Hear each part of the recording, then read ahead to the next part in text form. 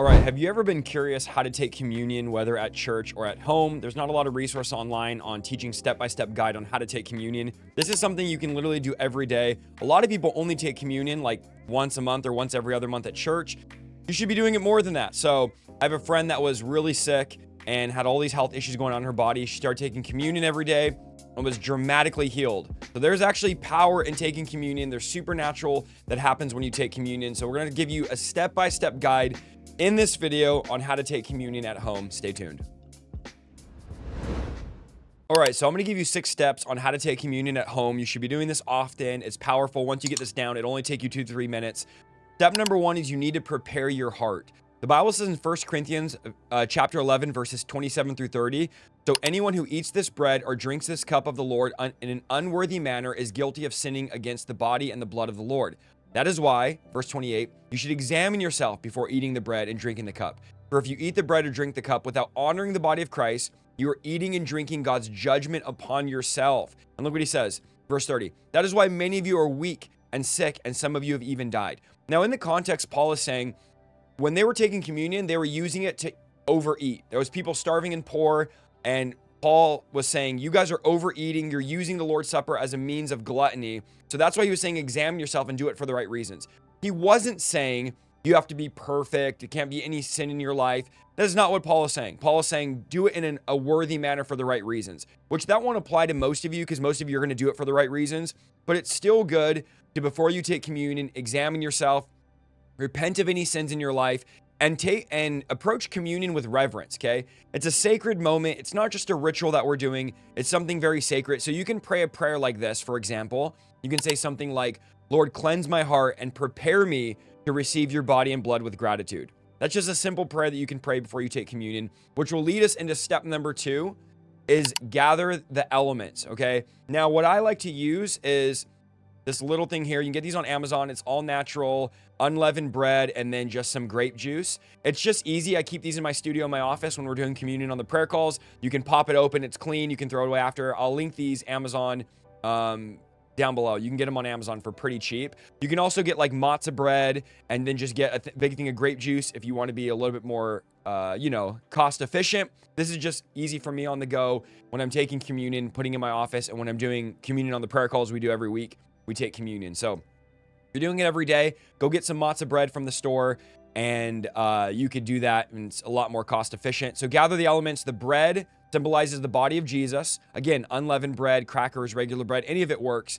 The cup represents the blood of Jesus. This is typically, what I have here is grape juice. Most people use grape juice. You can use whatever you want. It's whatever is available. It's not about like the specific element. It's about the meaning behind the element. Okay, so use what you have. It's just, we use that because it gets a closer representation, but it's not about the exact element. It's about the meaning behind it. Okay. So once you have your elements, step number 3 is read and reflect on scripture. I like to read 1 Corinthians 11, verse 23 through 26 when I'm doing communion right before. And I'll read it to you. It says, for I pass on to you what I've received from the Lord himself. He's going to pass on. On the night which he was betrayed, the Lord took some bread and gave thanks to God for it. Then he broke it in pieces and said, this is my body, which is given for you. Do this in remembrance of me. So we're doing communion in remembrance of what Christ has done. In the same way, he took the cup of wine after supper, saying, this cup is the new covenant between God and his people, an agreement confirmed with my blood. Do this in remembrance of me as often as you drink it. And then look at what it says here. For every time you eat this bread and drink this cup, you are announcing the Lord's death until he comes. That's 1 Corinthians 11, 23 through 26. So every time you do this, you're announcing the Lord's death. This is such a powerful thing. We should be doing it more. Okay. The bread represents body of Jesus broken for us. The cup represents his blood shed for forgiveness of sins.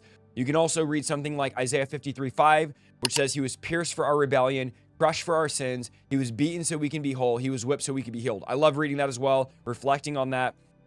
Going into scripture is great. Okay. And then step 4 is partake of the bread. So you can hold the bread up, which, okay, we'll just do it here. Just take communion here. Okay, so I'll just hold the bread up like this.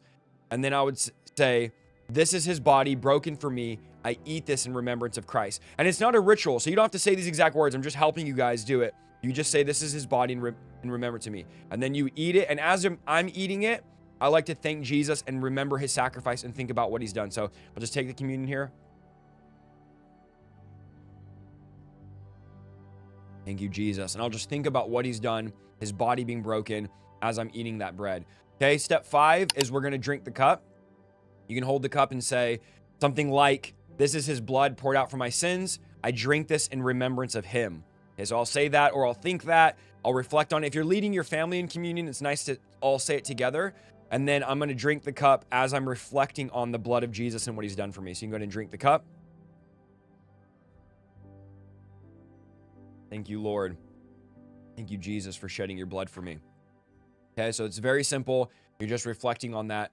And then step number 6 is I like to give thanks and pray. I like to close with a prayer of gratitude, something like, Lord, thank you for your sacrifice. Help me, Lord, to remember what you've done. Help me, Lord, to live a life worthy of what you've done. Father, I thank you so much for cleansing me of my sin, for washing me in your blood. I'm so grateful, Lord, for what you've done for me on the cross. Something very simple. You're giving thanks and praying. So I want to reiterate, communion is so powerful. It's declaring the blood of Jesus. It's declaring what Christ has done on the cross. We should do it regularly, at least once a week.